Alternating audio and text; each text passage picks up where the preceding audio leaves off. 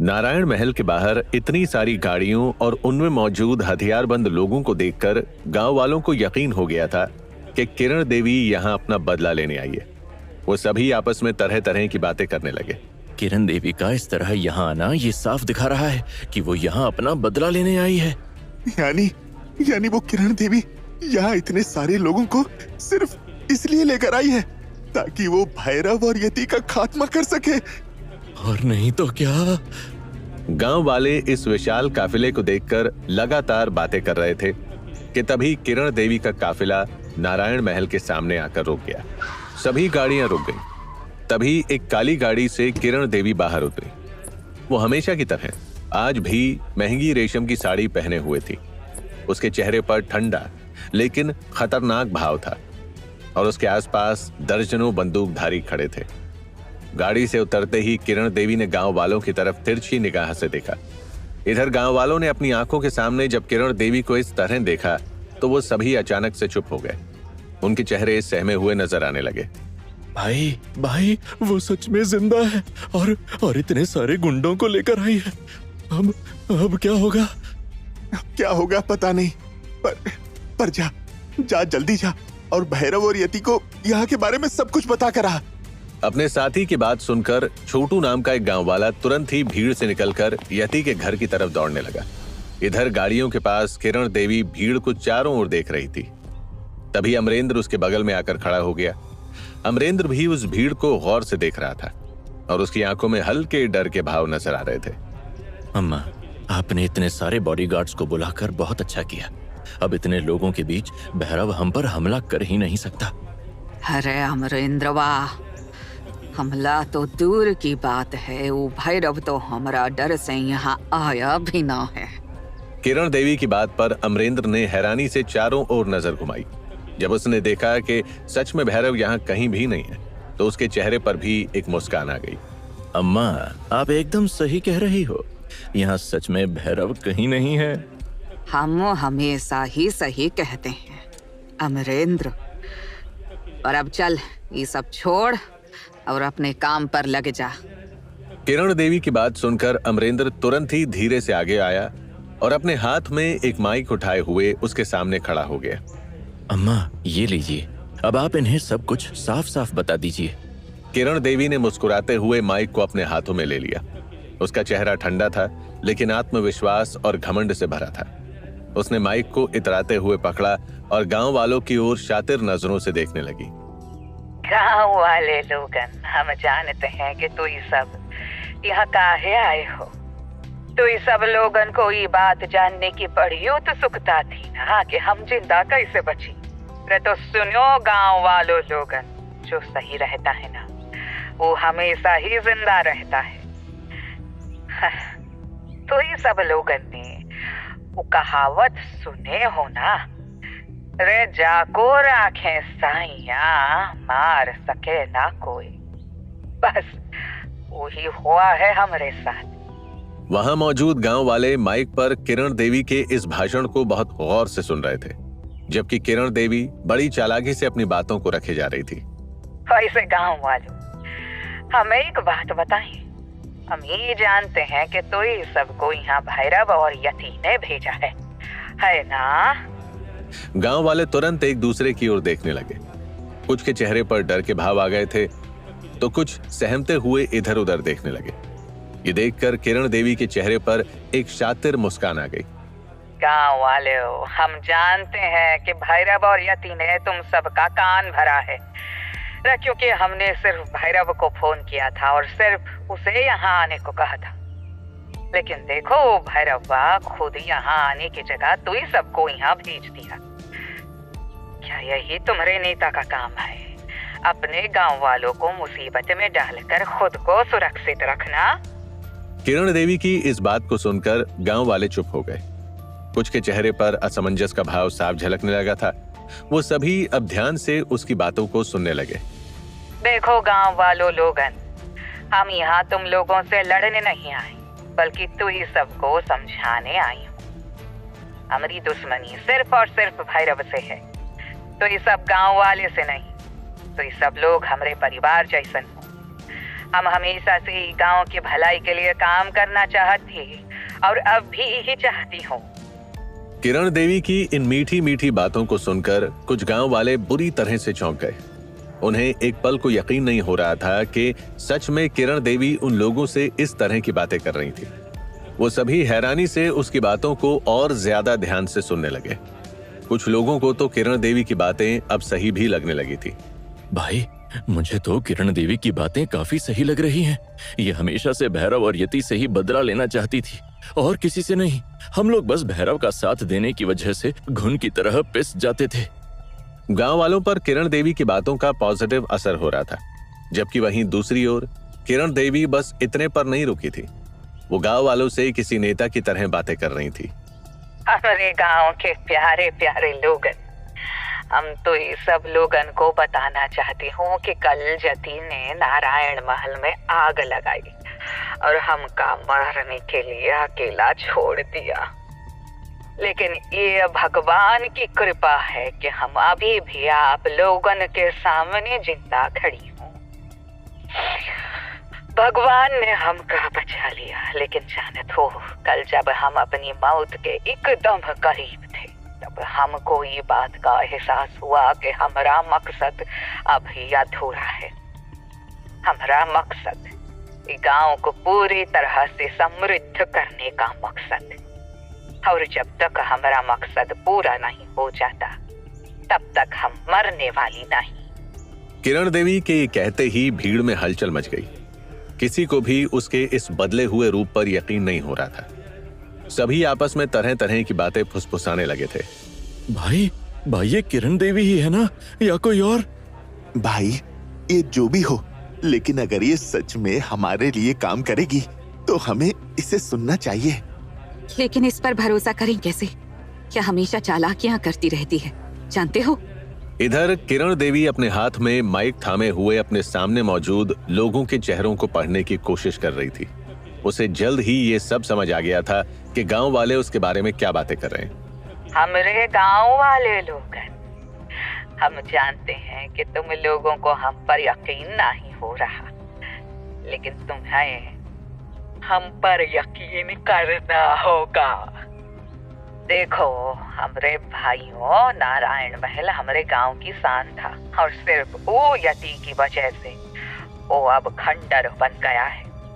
लेकिन हम ही नारायण महल को फिर से वैसा ही बनाऊंगी जैसा कि वो पहले था, और ये काम के लिए हम गांव के ही मजदूरों और मिस्त्रियों को काम पर रखूंगी। कोई बाहरी आदमी यहाँ काम नहीं करेगा। जो भी पैसा लगेगा वो यही गांव में रहेगा। गांव वालों को पैसा कमाने के लिए अब बाहर ना ही जाना पड़ेगा। अब गांव वालों को हम गांव में ही रोजगार दूंगी।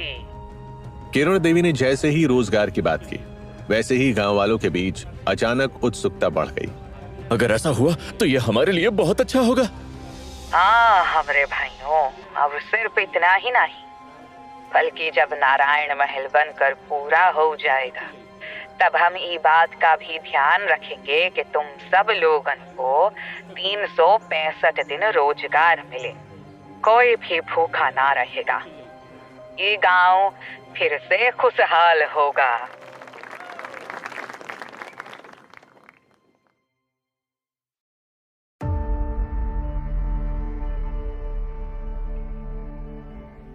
किरण देवी के इस नए रूप से हर कोई हैरानी में था।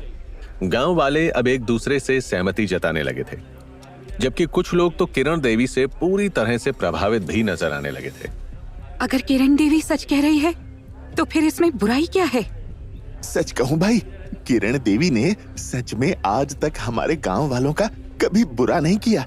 वो सिर्फ भैरव के खिलाफ है। वो बस भैरव को नुकसान पहुंचाती थी। भीड़ में से कुछ लोग अब पूरी तरह से किरण देवी के पक्ष में आ गए थे। गांव वालों के बीच अब किरण देवी के नाम की चर्चा तेज होने लगी थी। इधर ये सब कुछ देखकर किरण देवी ने आहिस्ता से अपना माइक अमरेंद्र की ओर बढ़ा दिया। देखा अमरेंद्र, सब कुछ कितना आसान से होगा।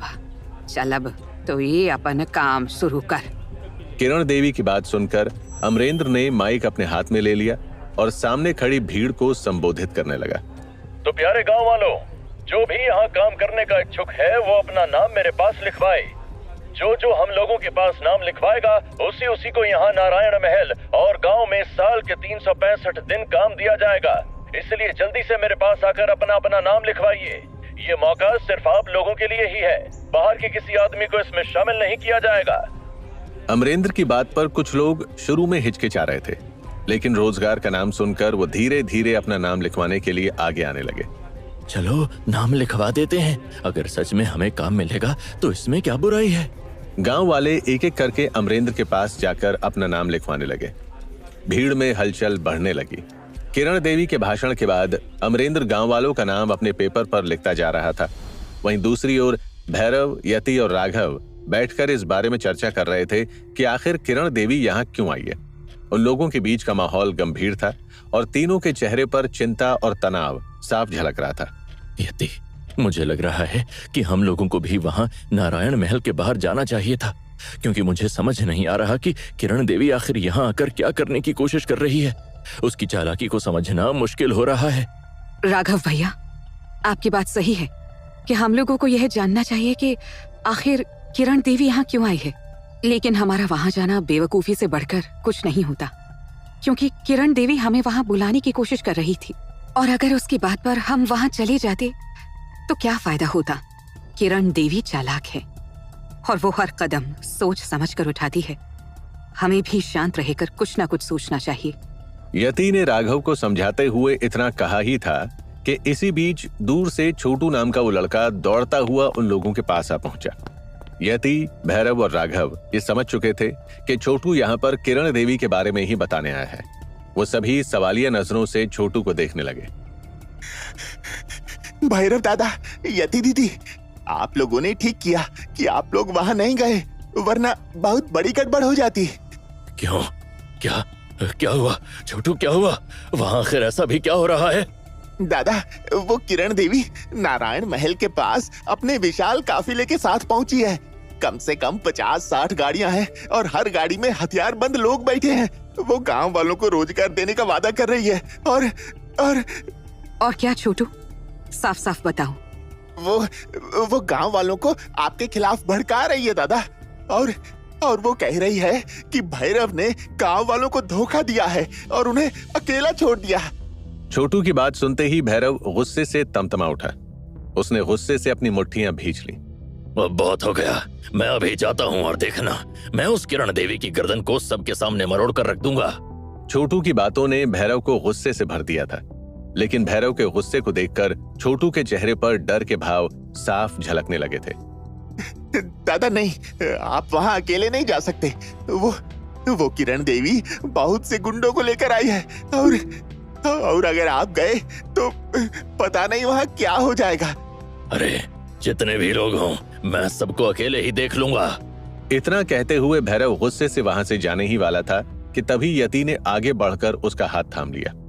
नहीं भैरव, छोटू सही कह रहा है, तुम्हें इस वक्त वहां नहीं जाना चाहिए।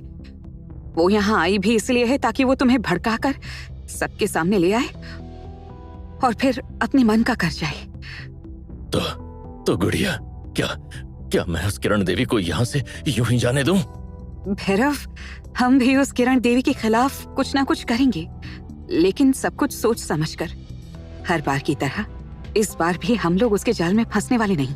यति की बात सुनकर भैरव मन महसूस कर रह गया। वो गुस्से से पैर पटकते हुए वहीं बैठ गया। उसे समझ नहीं आ रहा था कि आखिर अब वो क्या करे।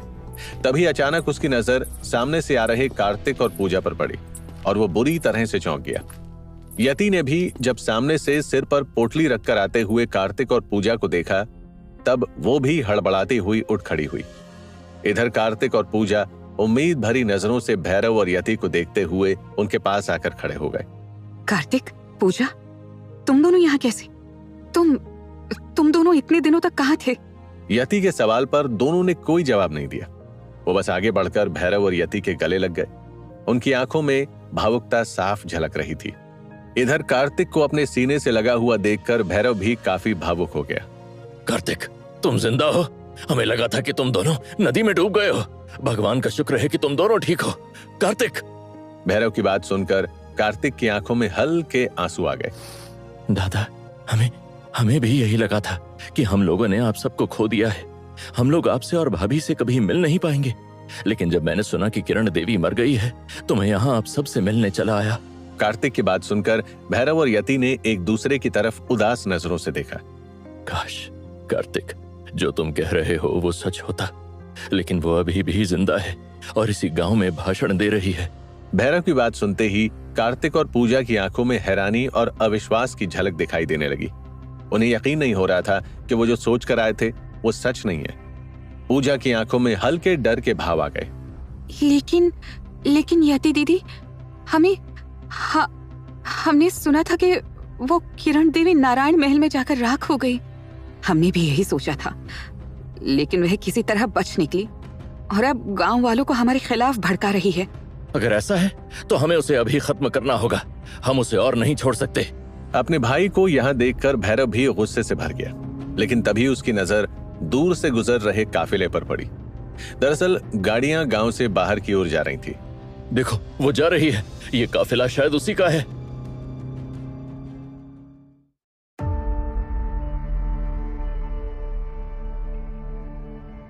किरण देवी का काफिला गांव से निकलने लगा था।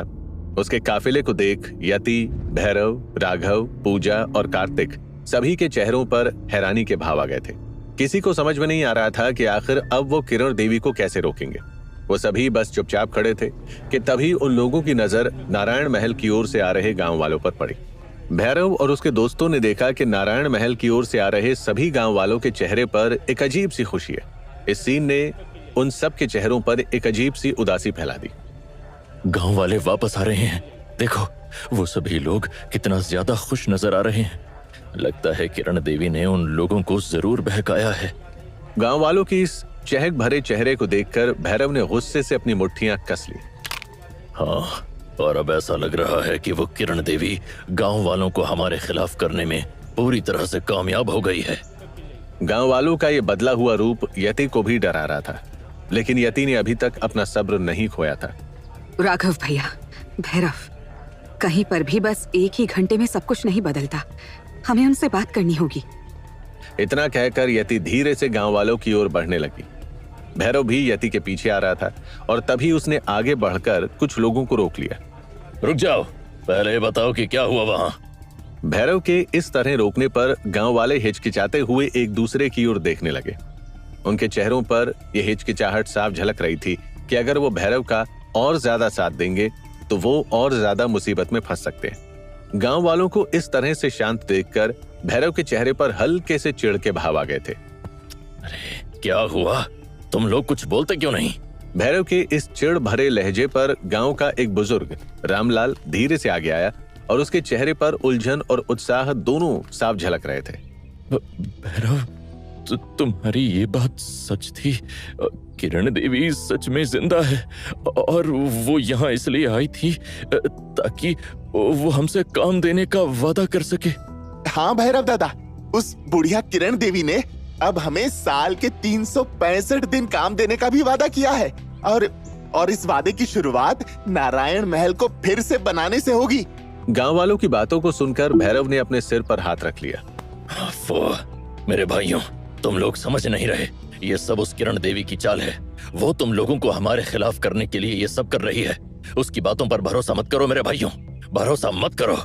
भैरव की बातों पर गांव वाले असमंजस में एक दूसरे की ओर देखने लगे, लेकिन तभी रामलाल धीरे से आगे आ गया। भैरव, हम लोग उस पर भरोसा क्यों ना करें? अरे उसकी दुश्मनी तो तुमसे है ना, हमसे नहीं। उसने हमें काम देने का वादा किया है। काम से हम लोगों का पेट भर सकता है भैरव, वरना तुम ही बताओ, क्या हम लोग काम के लिए बार बार शहर का चक्कर काटें? रामलाल की बात ने भैरव को लाजवाब कर दिया। उसके चेहरे पर गुस्सा और निराशा साफ झलकने लगी थी। वो खुद में कुछ सोचने लगा था।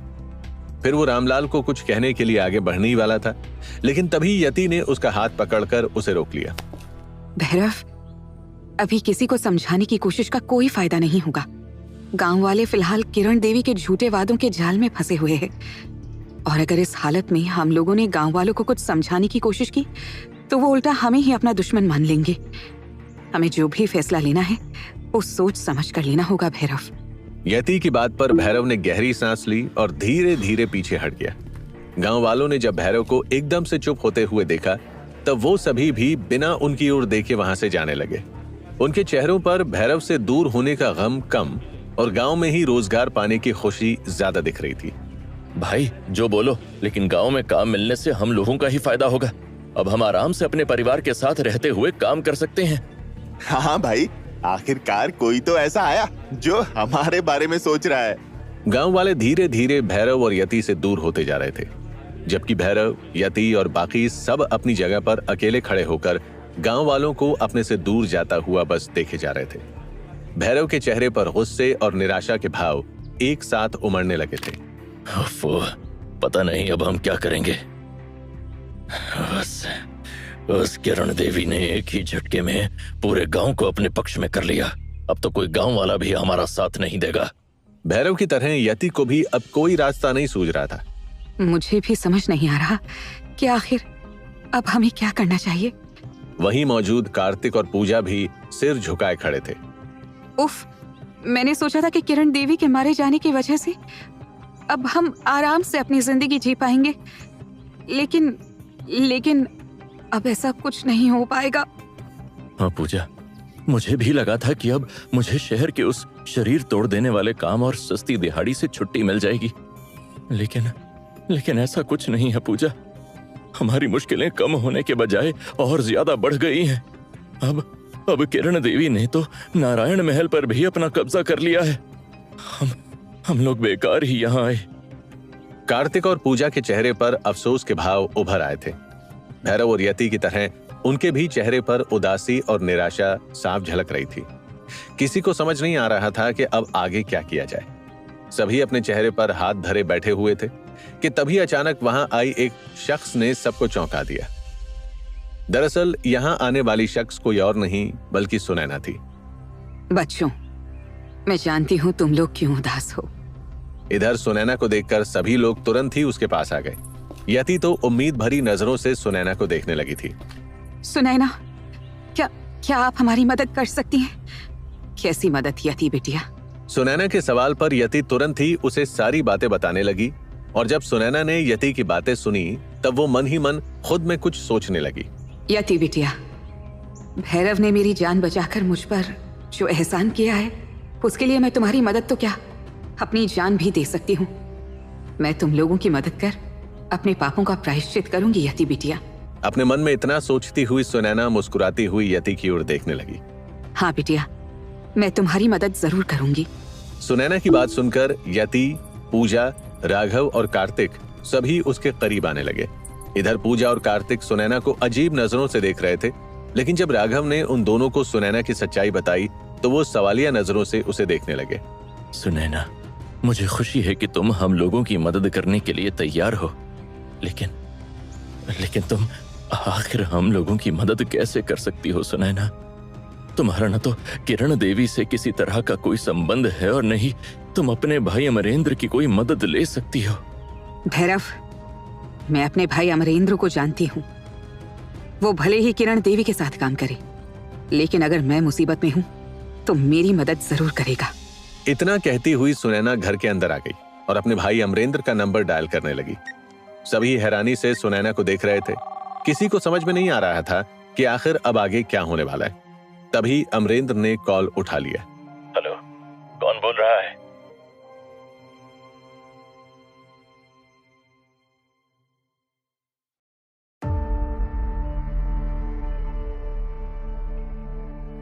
सुनैना के फोन मिलाते ही अमरेंद्र ने दूसरी ओर से फोन उठा लिया था।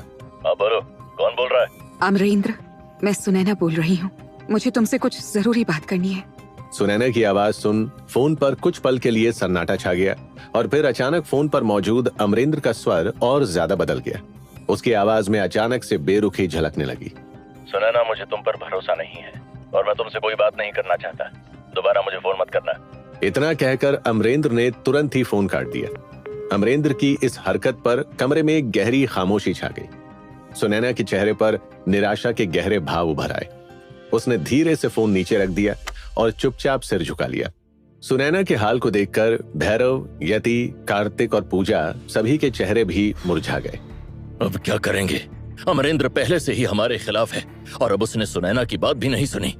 हमें कोई दूसरा तरीका खोजना होगा, वरना किरण देवी और अमरेंद्र हमें हर मोर्चे पर हरा देंगे।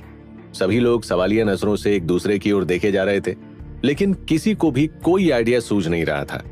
पर तभी अचानक पूजा धीरे से सबके सामने आ गई।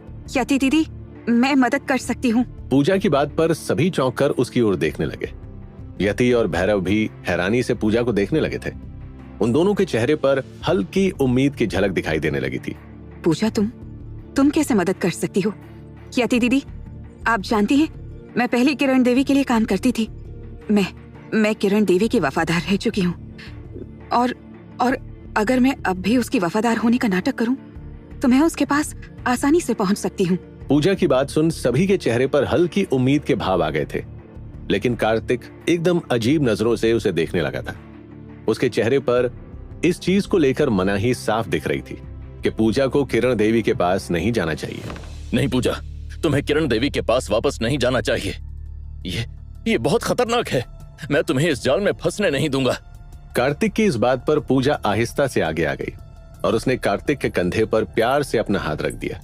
कार्तिक, समझने की कोशिश करो, हम लोगों के पास दूसरा कोई रास्ता नहीं है, और अगर मैं किरण देवी के पास पहुंच गई तो उसके सारे राज जान सकती हूँ। ये हमारे लिए एक बहुत बड़ा मौका है। पूजा कार्तिक को मनाने की हर संभव कोशिश कर रही थी, जबकि इधर भैरव को भी पूजा का ये कदम बहुत खतरनाक लग रहा था। वो धीरे से आगे आ गया। लेकिन पूजा, क्या तुम सच में इतना बड़ा खतरा उठाने के लिए तैयार हो? किरण देवी बहुत चालाक है। अगर उसने तुम्हारी चालाकी पकड़ ली तो वो तुम्हें नहीं छोड़ेगी। मैं जानती हूँ भैया, लेकिन हम लोगों के पास बस यही एक आखिरी रास्ता है, और मुझे यकीन है कि मैं ये कर सकती हूँ। भैरव ने कोई जवाब नहीं दिया। वो पूजा की बात पर सहमत नजर आ रहा था, जबकि इधर कार्तिक के चेहरे पर अभी भी मनाही के भाव साफ झलक रहे थे। वो चिंतित नजर आ रहा था। उसने एक पल को पूजा की ओर देखा और फिर भैरव और यति की ओर। कार्तिक अपने आप में उलझा हुआ था। वो इस बारे में लगातार सोच रहा था कि आखिर वो क्या करे और क्या ना करे। फिर उसने गहरी सांस ली और पूजा की आंखों में देखने लगा।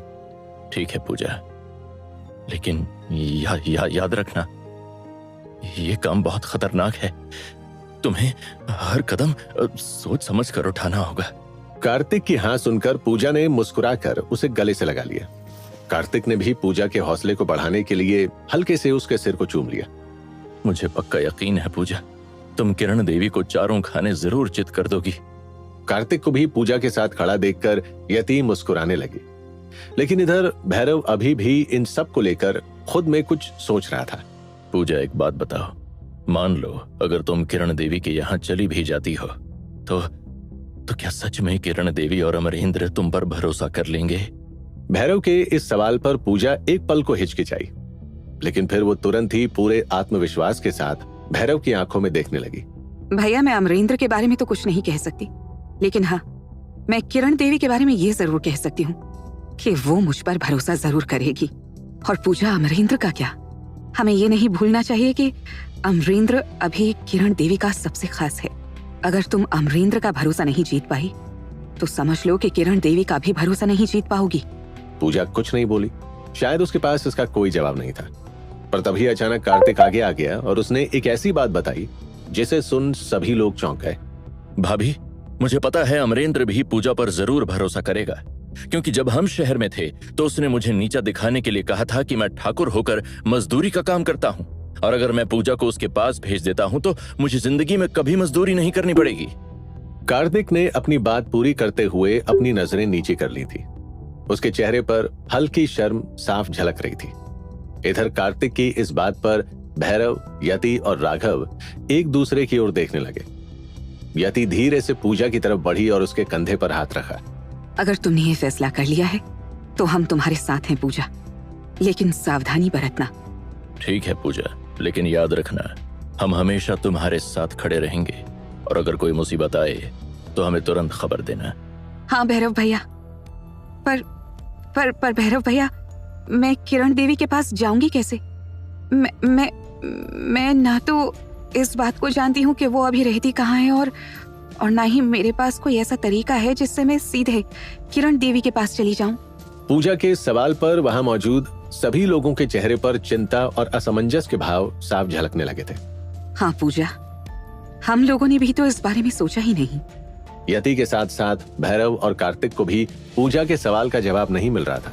कमरे में एक अजीब खामोशी छा गई। सभी सोच में पड़ गए थे। तभी सुनैना धीरे से आगे आई। उसके चेहरे पर आत्मविश्वास का भाव था। बच्चों, मुझे एक और बार कोशिश करने दो। शायद इस बार मैं कुछ कर जाऊं। लेकिन इस बार आप क्या करेंगी? मैं अमरेंद्र को एक बार फिर फोन करूंगी। हो सकता है इस बार वो मेरी बात सुन ले। भैरव और बाकी लोग सुनैना की तरफ देखने लगे। सुनैना, पिछली बार अमरेंद्र ने तुम्हारी बात सुनने से भी इनकार कर दिया था। क्या तुमको लगता है कि इस बार वो तुम्हारी बात मानेगा? इस बारे में तो मैं कुछ नहीं कह सकती भैरव, लेकिन कोशिश करने में क्या हर्ज है। कभी कभी छोटी बातें भी बड़ा फर्क ला सकती हैं। इतना कहते हुए सुनैना ने बिना किसी हिचकिचाहट के फोन उठा लिया और अमरेंद्र का नंबर डायल कर दिया। फोन की घंटी बज रही थी और सभी की निगाहें सुनैना पर टिकी हुई थी। तभी दूसरी ओर से अमरेंद्र ने कॉल रिसीव कर लिया। अब क्या है सुनैना? मैंने तुम्हें कहा था कि मुझे फोन मत करना। तुम्हें मुझसे क्या चाहिए? अमरेंद्र, कॉल कटने से पहले मेरी बात सुन लो, बस एक बार। अमरेंद्र कुछ पल के लिए चुप हो गया। ठीक है, जो कहना है जल्दी कहो, लेकिन याद रखना मैं तुम पर भरोसा नहीं कर सकता। अमरेंद्र, मैं तुमसे कोई बड़ी चीज नहीं मांग रही। मैं सिर्फ इतना कहना चाहती थी कि कार्तिक और पूजा दोनों गांव आ गए हैं। कार्तिक के पास कोई काम नहीं है और पूजा को भी पैसों की खास जरूरत है। क्या तुम किरण देवी से बात कर सकते हो? शायद वो पूजा को काम दे सके। पूजा का नाम सुनते ही फोन के दूसरी ओर एकदम खामोशी छा गई। अमरेंद्र ने कुछ पल के लिए कुछ नहीं कहा।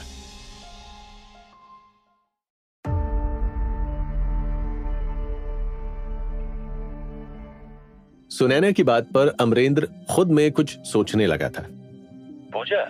हाँ, मुझे याद है वो पहले भी बड़ी मालकिन के लिए काम करती थी। सुनैना ने ध्यान दिया कि इस बार अमरेंद्र की आवाज काफी नरम थी।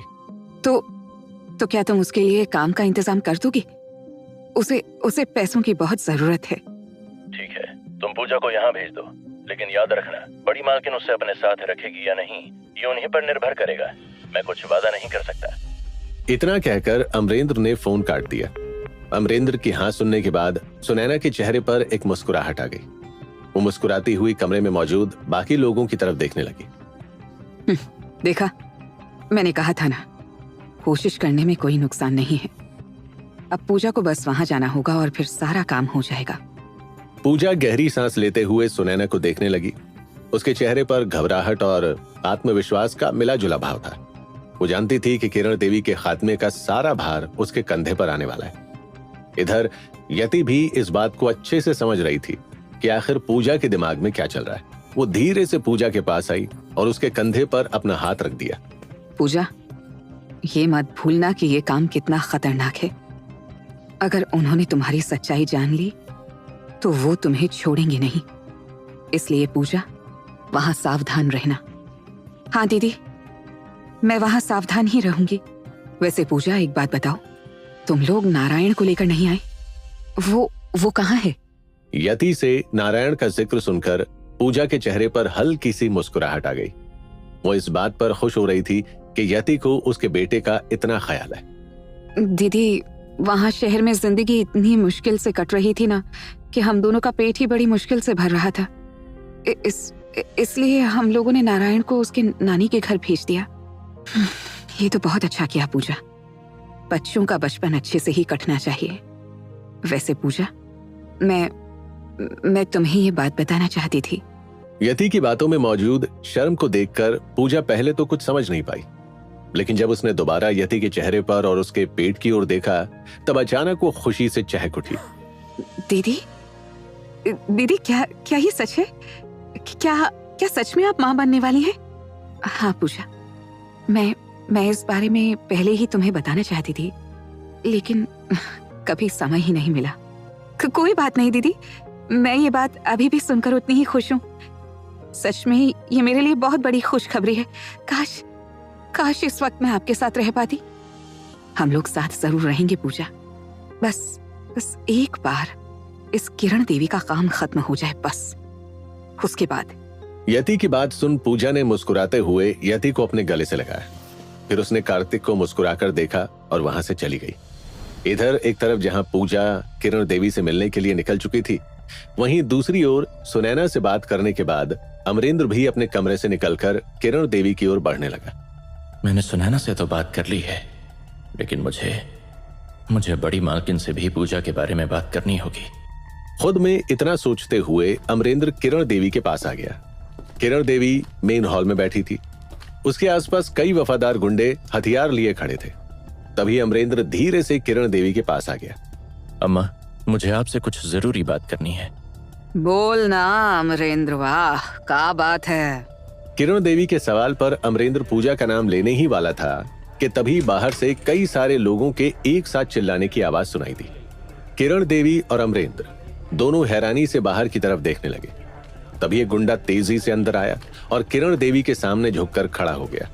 अम्मा, बाहर कोई आपको ढूंढ रहा है। कौन है रे, क्या नाम है, जरा ये तो बता। जी अम्मा, वो लड़का अपना नाम अर्नब बता रहा है। अर्नब का नाम सुनते ही किरण देवी के चेहरे पर हल्की नाराजगी और हैरानी का भाव उभर आया। वो तुरंत ही अपनी कुर्सी से उठ खड़ी हुई और अपने गुस्से को छिपाते हुए बाहर की ओर बढ़ने लगी। किरण देवी को बाहर की तरफ जाता हुआ देख उसके वफादार गुंडों के साथ साथ अमरेंद्र भी उनके पीछे पीछे चलने लगा।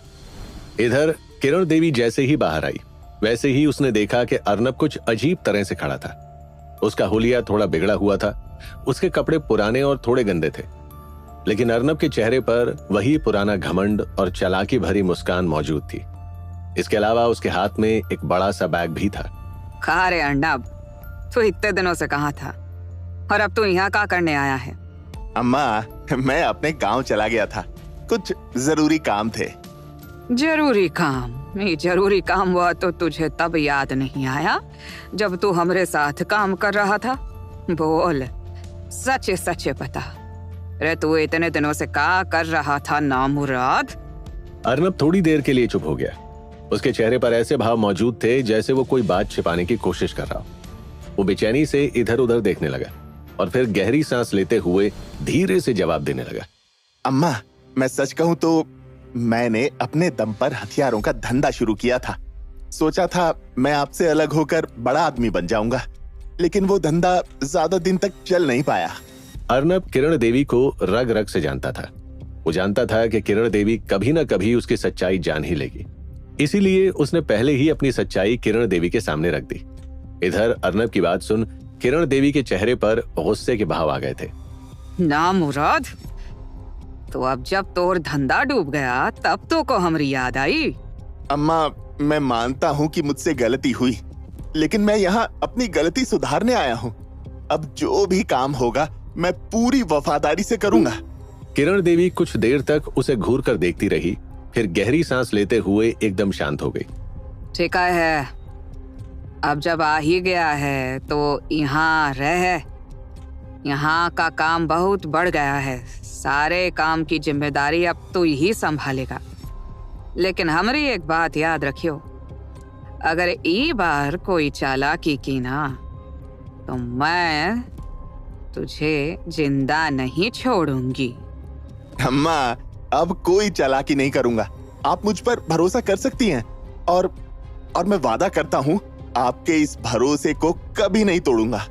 अर्नब की प्यार भरी बातों को सुन किरण देवी को अर्नब पर थोड़ा भरोसा होने लगा। उसने तुरंत ही इशारे से अपने एक आदमी को अपने पास बुलाया। जा रे, ये कोई का कमरा दिखा। किरण देवी के आदेश पर वो आदमी तुरंत ही अर्नब को देखते हुए वहां से जाने लगा, जबकि अर्नब ने भी आगे बढ़कर किरण देवी के पैर छुए और तुरंत ही अपने कमरे की ओर चला गया। इधर अमरेंद्र ये सब कुछ बहुत ही गौर से देख रहा था। अर्नब के वहां से जाते ही वो धीरे से किरण देवी के करीब आ गया। अम्मा, क्या आपको सच में अर्नब पर भरोसा है? वो पहले भी धोखा दे चुका है। भरोसा? हम किसी पर भरोसा नहीं करता अमरेंद्र। हमका पता है कि अर्नब का लालच उसे हमरे पास बांधा ही रखेगा, और जब तक वो हमरे लिए काम करेगा तब तक वो हमरे लिए फायदेमंद है। किरण देवी की चालाकी भरी बातों को सुन अमरेंद्र ने आगे कुछ नहीं पूछा। वो समझ चुका था कि किरण देवी को धोखा देना बच्चों का खेल नहीं। दूसरी ओर अर्नब अपने कमरे में आ गया था। वहां आते ही उसने अपने बैग को खोल लिया। उस बैग में कुछ छोटे हथियार और कागजात रखे हुए थे। अर्नब ने तुरंत ही उस बैग को अपने बिस्तर के नीचे छिपा दिया। तूने सही किया अर्नब, जो यहाँ आ गया। अब जब तक बाहर सब ठीक नहीं हो जाता तब तक अम्मा के साथ रह, और फिर सही मौका देखकर अपने धंधे को फिर से खड़ा करना।